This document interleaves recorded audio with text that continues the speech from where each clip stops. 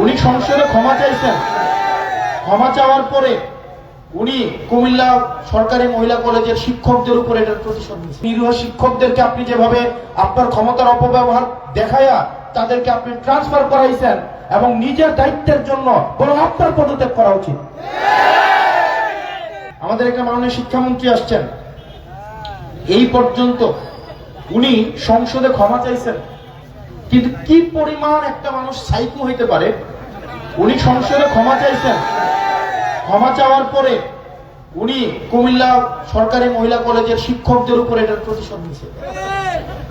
আপনি প্রশাসনের ব্যর্থতা, আপনার নিজের মন্ত্রণালয়ের ব্যর্থতা আপনি কলেজের নিরীহ শিক্ষকদের উপর আপনি চাপিয়ে দিয়েছেন এবং আপনি আপনার যেই আইনের আপনার ক্ষমতার অপব্যবহার করে আপনি তাদের এই শিক্ষকদেরকে আপনি পোস্টিং করাই দিয়েছেন।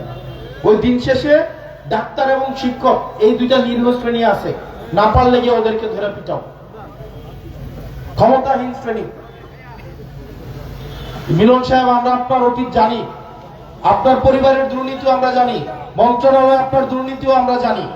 সুতরাং মানুষের প্রত্যাশা নিয়ে আসছেন, এই নিরীহ শিক্ষকদেরকে আপনি যেভাবে আপনার ক্ষমতার অপব্যবহার দেখায়া তাদেরকে আপনি ট্রান্সফার করাইছেন এবং নিজের দায়িত্বের জন্য বরং আপনার পদত্যাগ করা উচিত।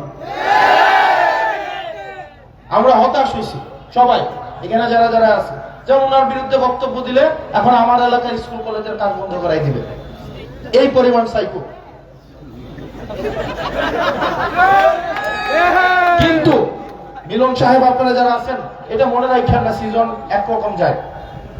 কাজ বন্ধ করাইছেন, করাবেন, ফোন দিয়ে বলে দিবেন আমাকে হেল্প না করতে, কিচ্ছু আসে যায় না। কারণ মানুষ জানে, বাংলাদেশের মানুষ জানে দিন শেষ আমরা তাদের পক্ষে কাজ করি। ফোন দিয়ে মনে করাই দেন, ফোন দিয়ে বলে দেন যে হাসনাতকে যেন হেল্প না করা হয়। 6 মাস তো চলে গেছে এবং এই 6 মাসের মধ্যে অনেক অপকর্ম করছে। প্রবাসীদের জন্য নির্মাণ হচ্ছে দেশের প্রথম স্মার্ট সিটি, যেখানে থাকছে স্কুল, মসজিদ, হাসপাতাল, সুইমিং পুল, হেলিপ্যাড, পাঠাগার, জিম, সুপারমার্কেট, শিশু পার্ক সহ সকল নাগরিক সুবিধা। মাত্র 30 লাখ টাকা বিনিয়োগে মিলছে আকর্ষণীয় ফ্ল্যাট। প্লাটিনাম ইনভেস্টরদের জন্য ঢাকা বিমানবন্দরে ভিআইপি প্রোটোকল সুবিধা।